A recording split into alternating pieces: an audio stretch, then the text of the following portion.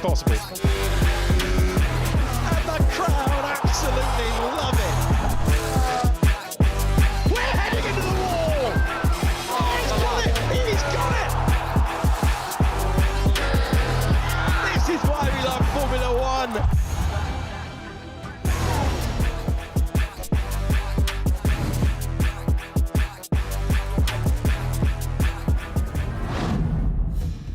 Wow, what a race we have just seen at the Spanish Grand Prix. Oscar Piastri taking victory once again, giving McLaren their first 1-2 finish in Spain in 25 years.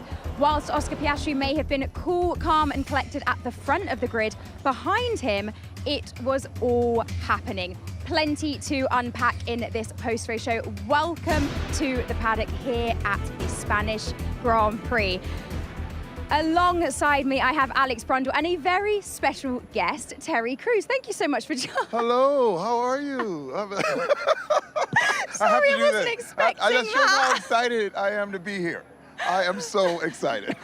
Not as excited as we are to have you, and you've just come straight from Parc Fermé chatting to our top three. How was that out there? Oh, it was amazing. First of all, I mean, with Charles and Lando and the McLaren team, they really just come on in the last couple of years, which has been amazing. After the whole big run from Red Bull, and watching them enjoy these victories is amazing. And what can I say? I mean, Lando is my homie, and then that finish with Charles and Max, that was insane. You know, it really shows how everybody wants this right at the end.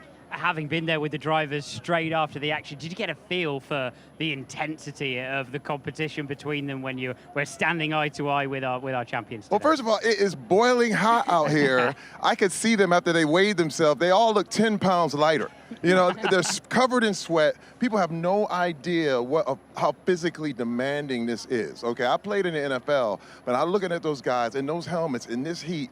It is 100%. It's like an endurance race. Oscar Piastri, though, our winner today, what an ice-cool character he is. He is. He was cold. I'm more excited than he was when he won. I'm ready to pop some champagne. But this is the thing. Oscar, that shows, again, when people who are victorious all the time and they have that quality, there's that one thing. Max has it, Lewis has it, and you can see it in Oscar. And Terry, were you expecting to be interviewing Charles Leclerc there at the end of that race? Because it all changed very quickly in those final laps, didn't it? That's the thing. I mean, you're watching. This is why you cannot take your eyes off this race. You know, I mean, you look down at your phone and all of a sudden the lead has been overtaken. You know what I mean? So this is one reason why I love F1. And I have to have this in my life. It's like an adrenaline rush every time I come. This is my first Spanish GP, and it won't be my last. Well, we love having you here too. Yeah, thank you. Absolutely. We had a great crowd, didn't we? Yes. Here at the circuit, Barcelona, Catalonia, and Fernando Alonso, hometown hero, taking his first point of the season this weekend, adding to the electric atmosphere, wasn't it? It's got to feel good. I mean, this track has over 30 years of history. You know what I mean? There's a lot of greats that have been made here, and now he joins them. This is beautiful. It is fantastic. So who was your driver of the day, Terry? Oh my God, my driver of the day, I got to give it to Oscar. I have to give it to Oscar. This is his 5th win of the season, and it looks good for these guys going into Canada. It does indeed. You're enjoying this championship battle. It's close though, isn't it? Yeah, it was close. It's close, but listen, I love it when it's close. No one wants to see a wipeout, you know what I mean? Yeah, definitely. Really, really close championship battle. We've seen Oscar extend it at the front. You know, are you a neutral in Formula One, or do you have a team that you're following? I have to this be weekend? neutral because I want to go to all the paddocks. You know, one thing about this is what I love about F1. You go to a different paddock, and it's like you're in another country. You go to Alpine, and you're in France. You go to Red Bull, you are in the UK. You go to Ferrari, you are in Italy. It's so amazing. I want to go to all those countries. So you're So no favourites here. No, right? No, I'm not going to say any favorites right now. So you're a free cappuccino neutral. That's right. That's right. My pecs pop in all the paddocks. Okay. I can't believe we're getting the pecs popping. Yes. Straight away at the top of the show. This is something else. It really is, but we appreciate it. What are you looking forward to the rest of the season, Terry? Wow. First of all, I really, really just want to see safety. You know, when I saw my man, I can't forget his name. He went off the track today. And Kimi Antonelli. Yeah, and right. He went off the track, and all I could think, my heart was in my stomach, because you do not want to see injuries. You know what I mean? And I just want to see everyone do their best, but everyone stay alive, safe, and healthy. That is absolutely what we like to see as well. Can I put you on the spot and ask who you think is going to get this championship at the end of the year? Oh. I know it's only round 9, This is on the but come spot. on. You put me on the spot. Listen, right now, listen, I got to give it to McLaren right now. Yeah? I got to give it to McLaren. They, again, with this 1-2 punch, and what's happening is, it's funny, within McLaren, there's its own rivalry happening right there. You know what I mean? So there's a lot of drama going on, but they're really the ones to beat at the moment. We love the drama. Yeah, that's it. We like love it. We like it. Terry, thank you so much for you. joining us, and thank you for being part of the sport. I know you were in Vegas last year as well. It's lovely to have you in the You're not paddock. getting rid of me. I'm going to be all around the world with you guys. When are you next with us? Listen, I'm trying. Listen, I don't know. I want to make the Sao Paulo GP. Oh, yes. I want to make Sao Paulo before Vegas. Yes. So that's the one I want to hit. Show on Yeah, your we'll see schedule, you Terry. Yes. It's going to be hot, man. I'm staying in shape for that one, okay? Thank you so much, Terry. Right, let's have a look at some of the highlights from that Spanish Grand Prix. And the Spanish Grand Prix is underway. We're racing to turn number 1. Piastri is gone, and it's Verstappen who is moving in on Lando Norris for second place. George Russell trying to pinch to the inside. Max Verstappen is going to roar around Lando Norris and take second place in the Grand Prix. I don't believe I've just seen that. Claire got a fantastic launch as well. I think he'll have got away with that. Oh no, there was contact. Piastri's gone past, and that's the problem with cars battling in front of you, because now Norris is losing time, hand over fist. Oh, off the road goes Kimi Antonelli. Game over. And Verstappen comes into the pit lane with his teammate ahead of Verstappen, nearly drops it, and Charles Leclerc has to wait for the start-finish line, and does wait for the start-finish line to improve up to third position. Oh, contact! Max Verstappen into the side of George Russell. No dramas for Oscar Piastri, who wins his 5th Grand Prix of the year. Piastri takes the Spanish Grand Prix. It's a McLaren 1-2.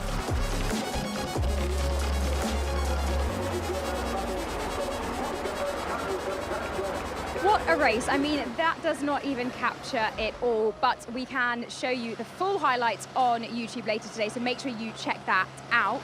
And you'll also be able to see Jolyon Palmer's analysis as well. So don't worry, full highlights will be coming out on YouTube, but let's just talk, let's try to start unpacking this, Alex. Oscar Piastri, first of all, just in control. I mean, we say this so often about him.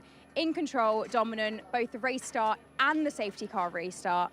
Under control. Yeah, down to the serious stuff then. Oscar Piastri, brilliant off the start and the restart, but I think he really won the Grand Prix from his teammate in the medium stint. Had a decent amount more pace than Lando Norris did. Actually drove himself out of trouble from Verstappen in that phase by having pure pace in the McLaren, and ever since qualifying, where he delivered pole with that gap, he hasn't looked, I mean, he was always in the lead of the Grand Prix, you know, whether virtually or on the road, and dominant display.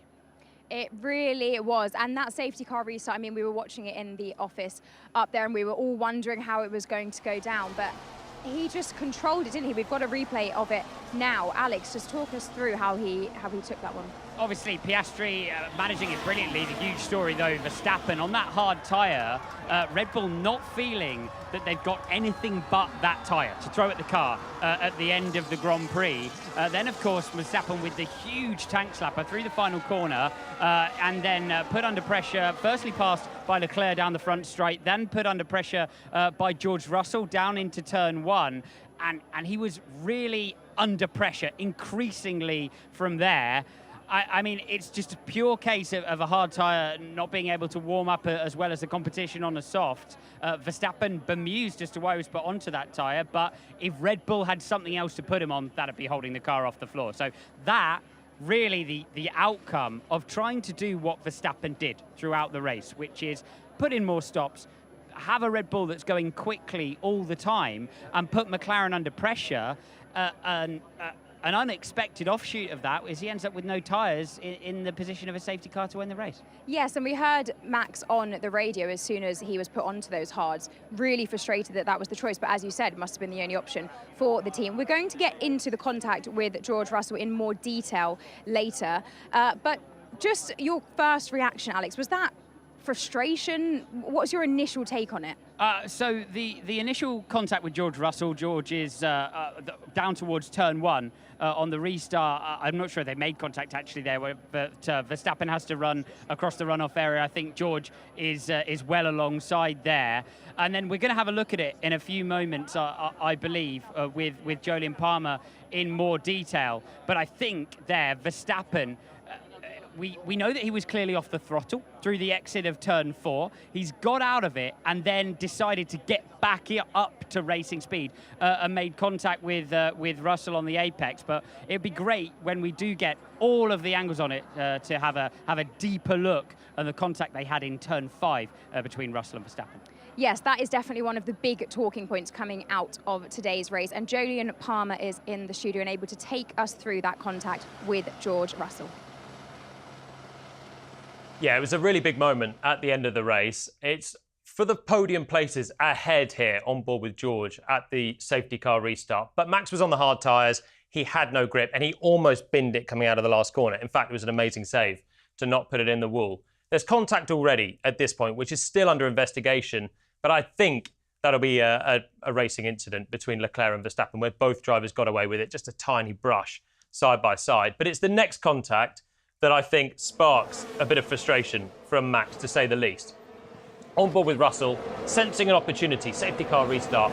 He knows that Max is struggling on that hard tyre. He's just seen that, and he gets down the inside coming into this first corner.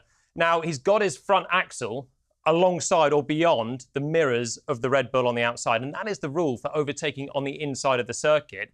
And as we play it through again now, you can see Max takes to the runoff area, George keeps the position, stays quite clearly on the track. And whilst you could say racing incident, you know, Max was quite clearly forced off, according to the guidelines, the fact that George was quite solidly up the inside there meant that Red Bull said to Max, you're going to have to give up this position.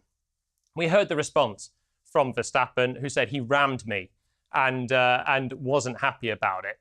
So what do we get? We get Max giving up the position, or so it seems at first, coming out of turn 4. He backs off the throttle, invites George around the outside, but then proceeds to not turn into this corner.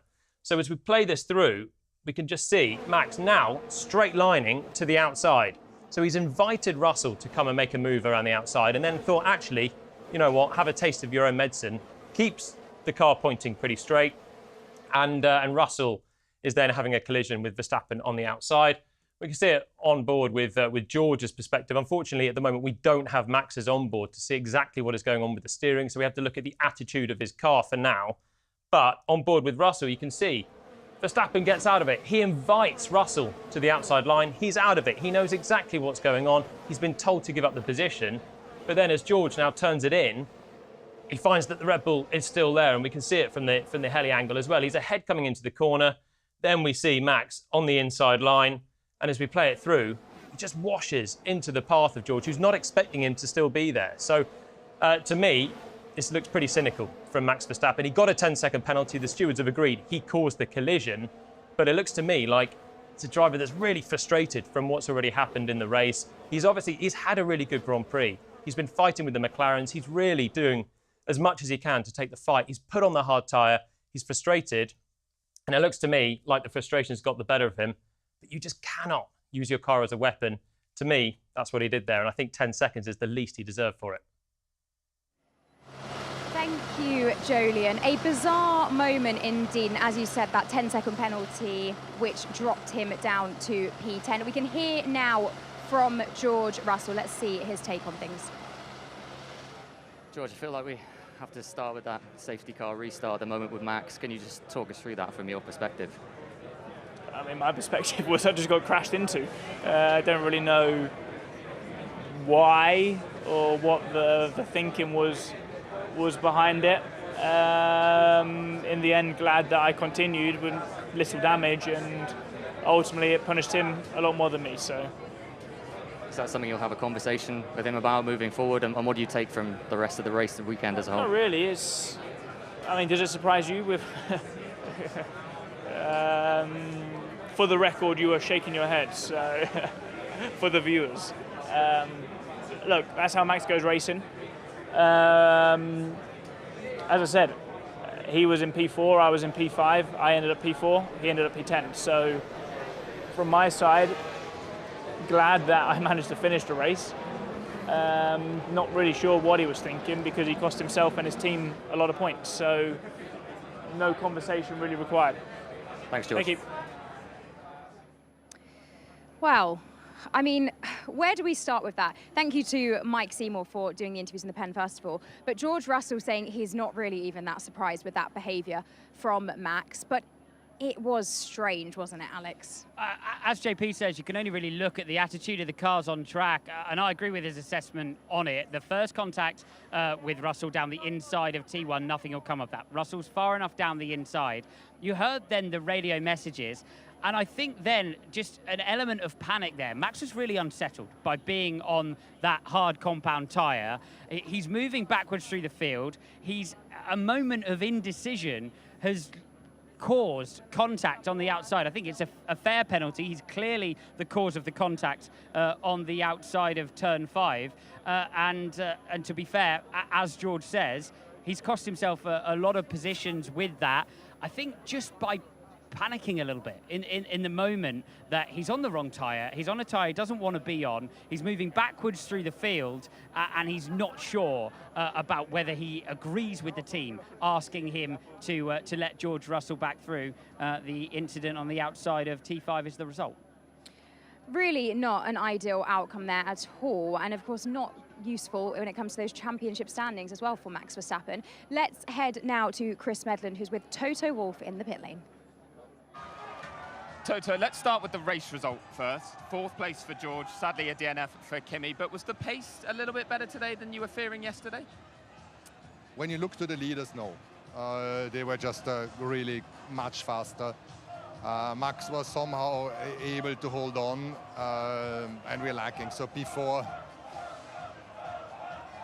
I think is flattering. Could have been the podium if not for the Max situation at the end, but it is what it is. Well, let's get into that Max situation at the end. I mean, what do you make of the incident that happened at turn 5? Because it looked like he'd moved over to let George through at that point.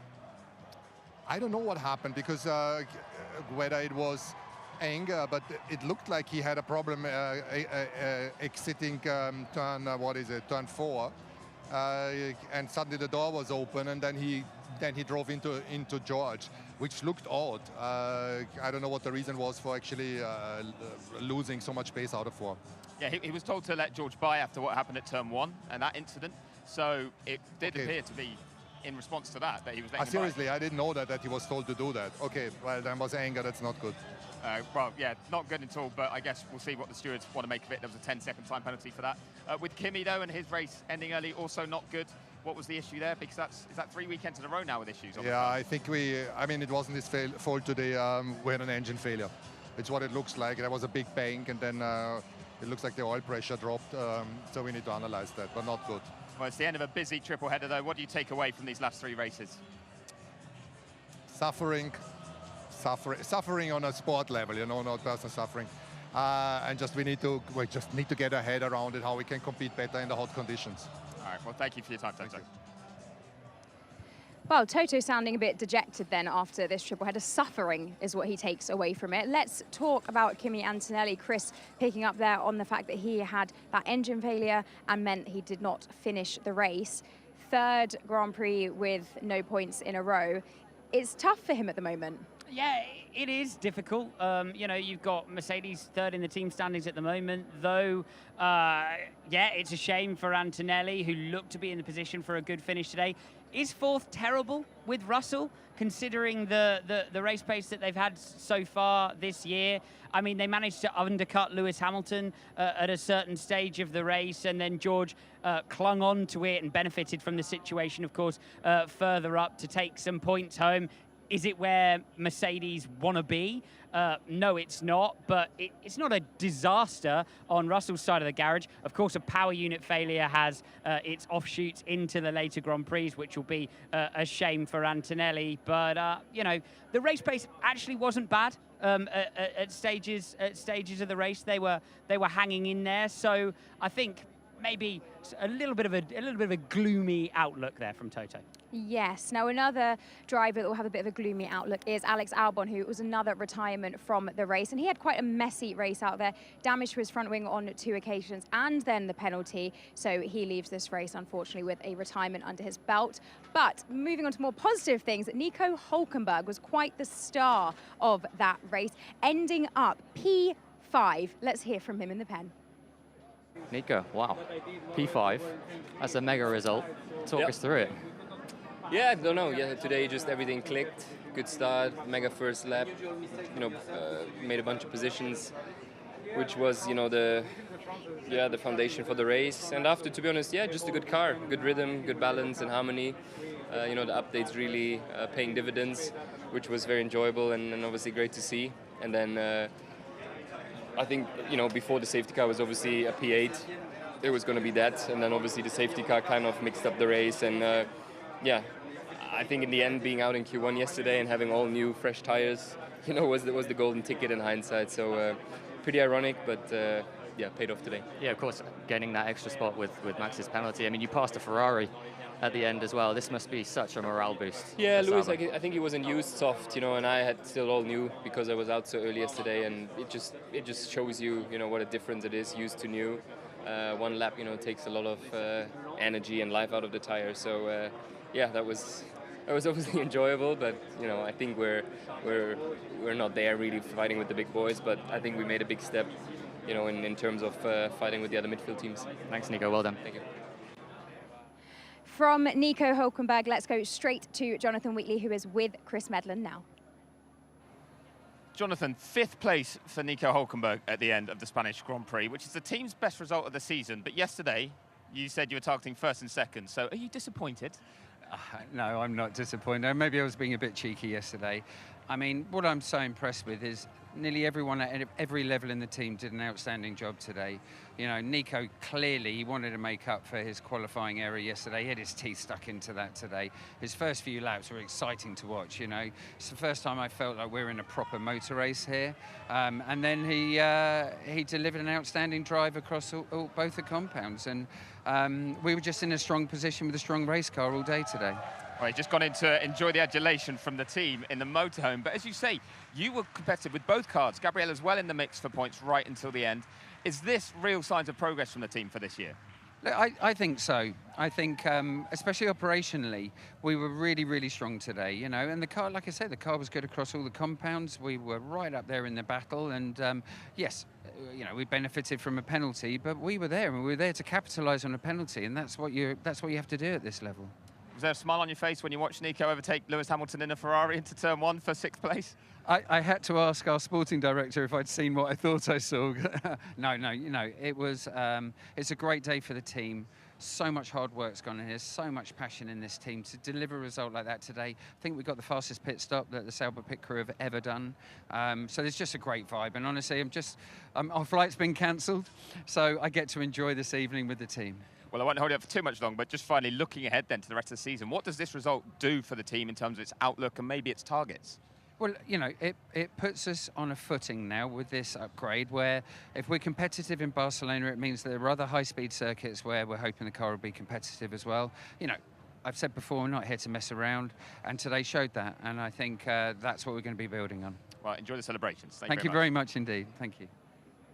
Wow, Jonathan Wheatley saying the flights have been cancelled so that they can celebrate today. I love that. What a lovely end to the triple header for the team. And that was the best result for Sauber since 2022. I mean, all the reason to celebrate down there. Fantastic showing from them. I can well believe it. I didn't have Sauber passes Ferrari on my bingo card, but Hülkenberg extremely good through the middle of the race. And exactly as he said it in that earlier interview, he just found a rhythm on the medium tyre, actually put himself in the position to get to the end on the soft, and then of course pitted when everybody else did to have a go at the end. But yeah, brilliant performance from Sauber, and great to see them take points home with at least one car.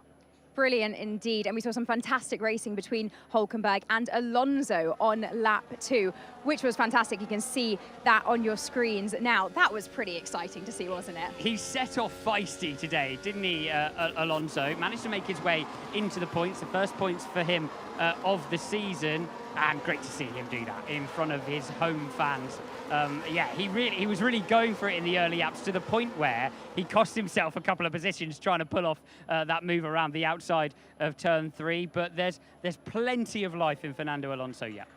It was great to see how much energy he had. You could tell that he was really enjoying putting on a show in front of these fans. And he'd said before the race that these fans give him such energy. And I think he paid them back with that performance, didn't he? First points. Yeah, really paid them back. If you could have chosen a venue to take first points, this would have definitely have been it. And it'll be heartening for Aston Martin. You know, they've lost Lance Stroll for this one, couldn't replace him because there was no other driver qualified in the car. So they've got one horse in the race. And the opportunity for that driver to take home points is important for their morale. It's important for Fernando in front of his home crowd, and it's important for their season. Let's hear from the man himself in the media pen. Fernando was looking really good early on, then you had that moment through the gravel, but you got back into the points at the end. You got them on the board. You must be pleased with that. Yeah, I'm pleased for the fans as well, that they were very excited at the end. I saw the people, standing up and things like that in the last few laps. So yeah, happy for them. The race for us was more difficult than anticipated. We were very slow in the straights. All the moves we have to be aggressive in 10-3 on the outside, so not a normal overtaking place, but it's what we had today. So yeah, definitely I felt more comfortable on Saturday than on Sunday. You look really fired up out there, determined to put on a display for those home fans. I mean, some great moves. That must have been pretty enjoyable from your side.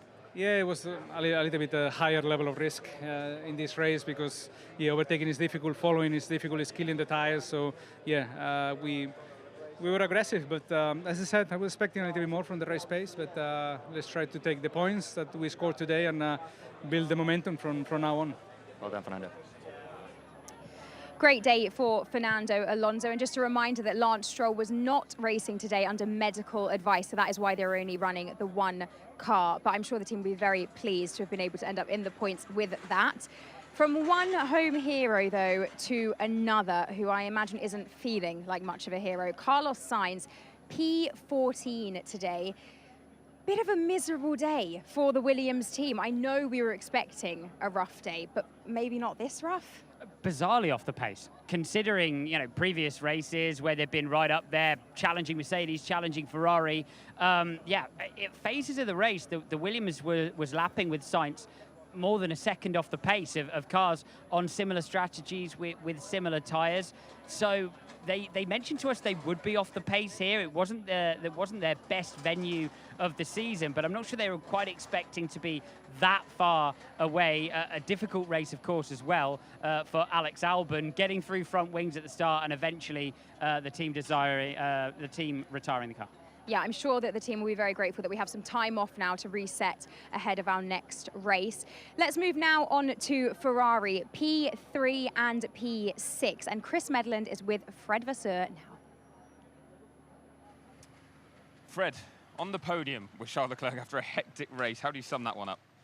Overall, it's a good one. It's another podium after Monaco. We are back into the fight in the championship, and I think it's the third good one in a row now with the Imola. The quali was difficult, but then we had a good race.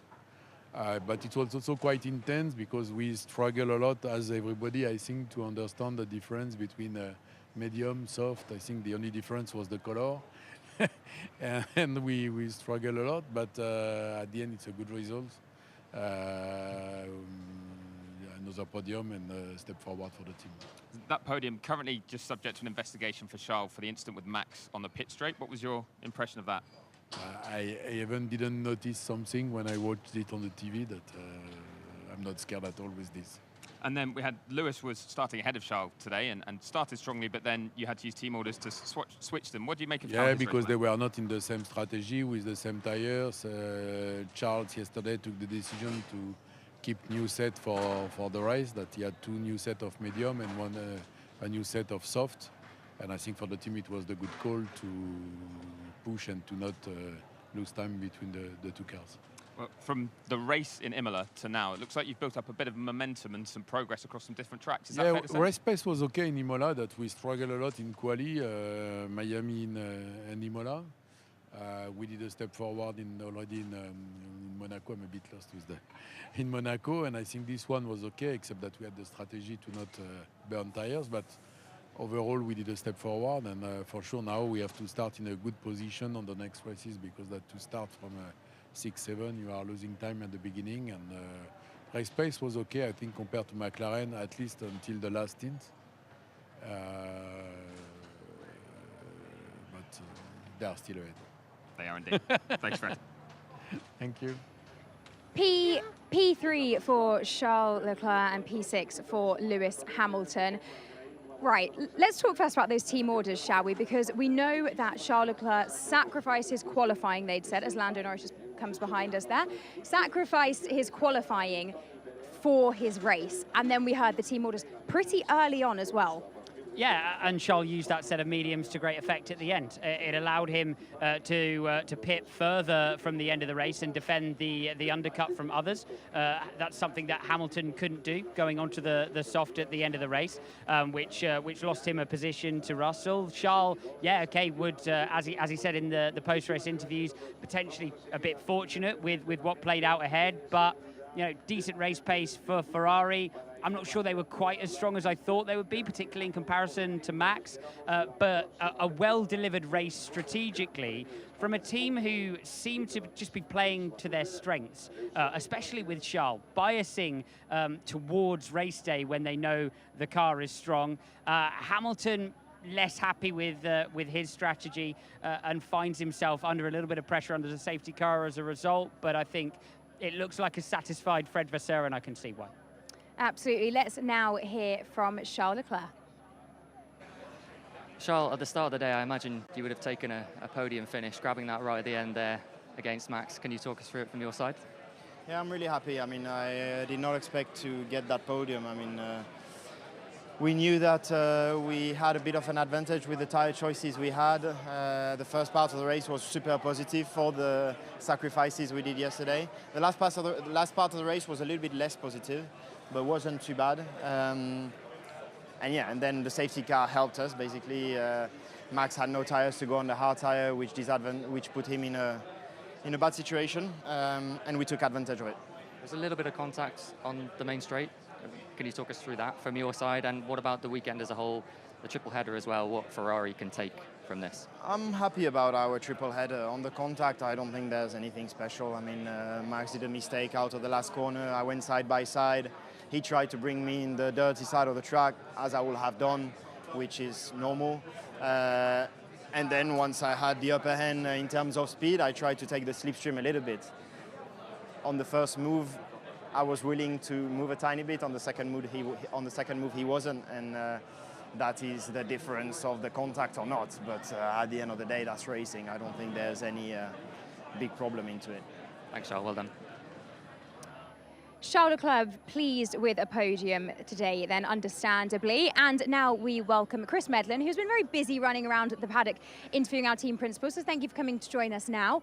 Thoughts and feelings on that one? Well, it was all nice and calm, wasn't it, until the final 6 laps of racing that was allowed to happen. I'm still trying to get my head around what happened with Max Verstappen and George Russell. I still can't quite come down on it firmly either way. I know I'm leaning very much to what was Max doing and how, if that was a loss of control, a loss of emotional control or something, it's only a 10-second time penalty if you do deliberately hit someone. Flip side, if there is an explanation, and I'm sure he might have one, then I want to hear it, essentially, because, yeah, it stunned me at that point. He'd actually driven brilliantly until he had to lose out with the strategy using the hard tyre, which wasn't his fault, wasn't really the team's fault with the gamble they took, but I still can't understand that finish. You said you want to hear an explanation from Max Verstappen. He's been in the media pen. Let's see if he can offer us one. Max, it was looking pretty good until that safety car at the end, obviously coming back out on the hard tyres. Can you talk us through the restart, first of all, from your perspective, the contact with Charles, and then what happened with George after that? Yeah, I had a big moment there in the last corner. Unfortunately, the hard tyres had a very low grip. So yeah, that was quite painful. But yeah, basically we just ran out of tyres. I mean, in hindsight, was it better to stay out? Maybe, I don't know. It's always easy to say afterwards. And because of those hard tyres, you get into those situations. George has given his take on the incident. What's your take on that? And also the 10-second I don't need to penalty? say anything about it because it doesn't matter anyway, you know, and we can't be critical about anything, so. Okay, and what about the three-stop strategy? Feel like that was the best way to attack the McLarens? Yeah, I think it was good. I think it worked for us. You know, it was the best way forward, and it was racy, and I liked that, of course. Yeah, unfortunately, then of course we didn't get the benefits at the end. All right, thanks, Max. Okay. Well, so you what still do you haven't think? got an explanation then. Yeah, that's not helped me much, has it? Where I agree with him, and I think he was kind of hinting at saying he can't be critical, is at turn one. And I do see his point. I think he was within his rights to be still where he was. I don't think George was making a clean overtake without offing Max sort of wide. So kind of play on from there for me at that stage of the race, the way that played out. And even if it wasn't, even if he was going to get told you did have to give that back by the stewards, I could get why there he felt wronged. That he felt, you know, that's fair to have that kind of viewpoint from within the car, I think, from Max's stage. But here, I just do not understand at all. I do not understand. This is the best driver on the grid right now with the way he performs. That's a red missed move, isn't it? It's a red missed move. You know, it's always dangerous ground to go and guess on motives of racing drivers. There's only one driver in each of these cars, but it was clear from the radio messages, it was clear from everything that was going out on track and the position that Max was put in that the red mist had fully descended, and he's made a misjudgment and paid the price for it. We're not the only ones trying to work this out either, because like you can see from George's point of view, the speed that Max is taking in there, he doesn't lose control like that, a driver of his skill. That does not look like a car issue. Or he could have come out and spoken to us then and said, oh, I had this error, or I was looking at this, yeah, whoops, move on. Because Max would also bluntly do that if he wanted to. The fact he didn't give an explanation tells me he doesn't really have one for us. And also, I don't think the team do yet. Christian Horner's been very hard to find when I've been running around the paddock just now, normally much more open and up for speaking. And I think they're trying to understand what happened. I can only side with Alex. I think it was a red mist moment, and you can't do that as one of the best drivers in the world in this sport. Yeah, you really can't. Of course, we'll be keeping up to date if we hear anything else about that incident, and you can keep up to date on f1.com. But let's have a look now at the schedule and what's coming up over the next few weeks. We have a little bit of a breather now after the European triple header, and we look ahead to Canada, which will be kicking off on the 12th of June with the weekend warm-up at 4:30. On the Friday, we will have practice 1 and practice 2. Saturday, as usual, practice 3 and then qualifying. And you can join us for the pre-qualifying show from 3:30 and then qualifying from 4 straight into the post-qualifying show afterwards. And then Sunday, the 15th of June, we go racing in Canada, and we'll be bringing you your pre-race show from 1 p.m. and a race start of 2 p.m. and then straight into the debrief with the post-race show, and that's all local track time that I was telling you. Shall we put a pause on the European triple and look ahead to Canada? Everyone has a week to sort of rest and recharge. What are you excited for as we head? And calm down. And I think you said it. After that one, iconic racetrack. It's always a brilliant Grand Prix in Montreal. And yeah, really looking forward to the race there. Another different type of racetrack to challenge these cars, and hopefully someone else to be able to challenge McLaren from a neutral perspective. Yeah, we had a great race, didn't we, there last year. It is a track that I love seeing the drivers pushing the limits to the wall. And for all of the complaints, most of what we saw today was brilliant. Certainly from Red Bull as well, trying to win that race. The way Max drove up to those final stages, can he get in the mix on what I'd call a real driver's track as well, because you're dancing with concrete barriers on the outside. I think it's a great venue for racing. Really looking forward to it. Yeah, a fantastic one to look ahead to. And it's not just the racing that we have coming your way. Of course, we also have F1 the movie and the album that will be coming out soon. QR code on your screen now so you can get some more information there. But that's going to keep us all entertained as well. I can't wait. Oh, it's going to be a lot of fun. Looking forward to all of it. I am too. Well, that is the Spanish Grand Prix done and dusted. And that's the end of the European triple header. Thank you so much for joining us here today on the post-race show and all throughout the weekend. Thank you to Mike in the media pen, thanks to Alex Jakes and Jolyon Palmer in commentary, Ruth Buscombe as well across the weekend, and of course you two gentlemen as well. We hope that you've enjoyed all of the action. That is it from Barcelona. Go and have a breather and relax. We'll see you in Canada. This is Formula One in Montreal. Welcome to Canada. And the Canadian Grand Prix is underway. Lando Norris leads. The circuit Gilles Villeneuve has got absolutely everything for a thrilling motor race. This is so close. But Verstappen takes first place. This is the Canadian Grand Prix. Max Verstappen wins. Yes, what a race, guys.